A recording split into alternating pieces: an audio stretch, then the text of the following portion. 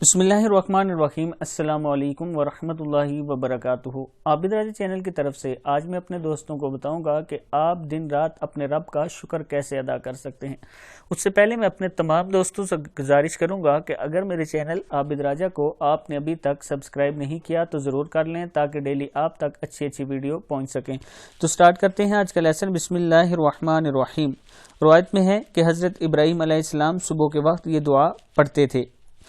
دعا کیا ہے؟ اللہم ھذا خلق جدید فافتح علی بطاعتک واختمہ لی بمغفرتک ورضوانک وارزقنی فیہ حسنۃ تقبلھا منی وزکھا وضعفھا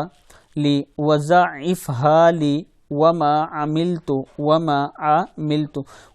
عملت فیہ من سیئۃ فاغفرھا لی۔